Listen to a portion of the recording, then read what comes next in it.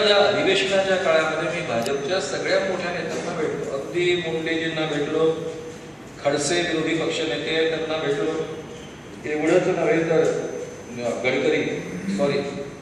देवेंद्र फडणवीस यांना भेटलो, त्यांना आठवण करून दिली की भाजपने 100% याला पाठिंबा दिला होता, शिवसेनेला भेटायची खूप इच्छा होती, काय करावं मार्ग शोधत होतो. आणि नेमकं त्या दिवशी या ठिकाणी जे काही झालं, मी जे काही बोललो, माझे पुरोगामी मित्र, पुरोगामी पत्रकार आणि पुरोगामी चळवळीतले कार्यकर्ते खवळले. मानव RSSचं समर्थन करतात, मानव शिवसेनेला चांगलं वाटतात, माझा दृष्टिकोन तो आहे. मी सातत्याने मांडणी करत आहे. माणसं बदलतात, उत्तम पद्धतीनं बदलतात. मी गेले 30 वर्ष एवढे एक्सपोजर्स केले, पण एक प्रसंग फक्त आपल्या ठाण्यातला सोडला, आनंदगिरी शिबिर झाले. शिवसेनेने कधीही विरोध केला नाही, RSSने कधीही ऑर्गनाइज विरोध केला नाही.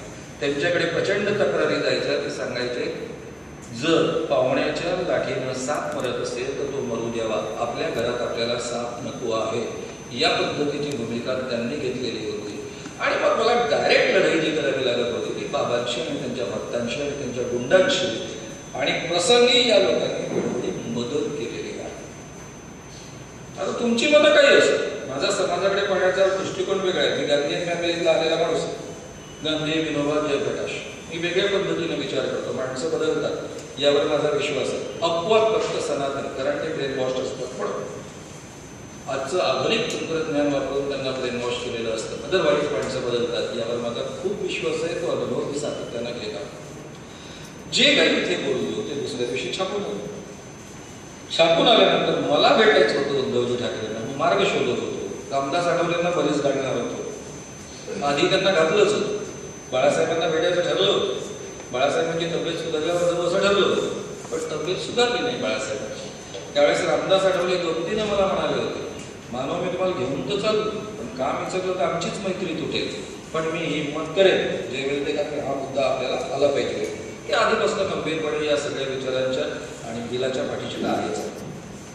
उद्धवजींचाच सुभाष देसाईंचे फोन आला, कारण उद्धवजीने ते सकाळी वाचलं आणि ते मला हे लोक जर मानव जर एवढं पॉझिटिव्हली विचार करत असतील सगळ्या गोष्टींचा आणि आपला पण, तर आपणही जरा पुढाकार घेतला पाहिजे, त्यांना बोलवा, चर्चा करा.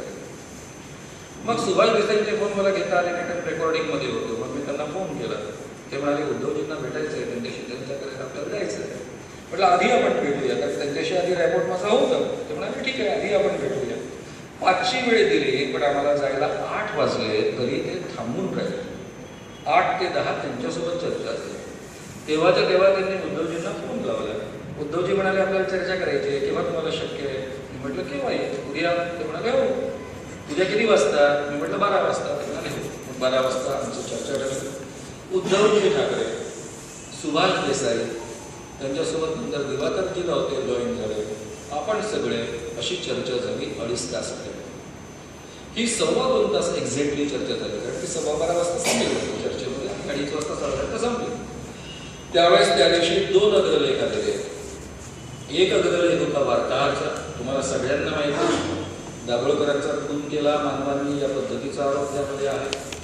दुसरा शिवसेनेच्या सामनामधला अग्रलेख होता, हिंदू द्वेषाचा मानवी बॉम्ब श्याममान. या पद्धतीचे अग्रलेख त्याने माझ्यासमोर टाकले. हे पहा, हे तुमचं सगळं. या वातावरणामध्ये चर्चा सुरू झाली. शेवट फक्त तुम्हाला मी सांगतो, ते म्हणाले यामध्ये विरोधासारखं काहीही नाही.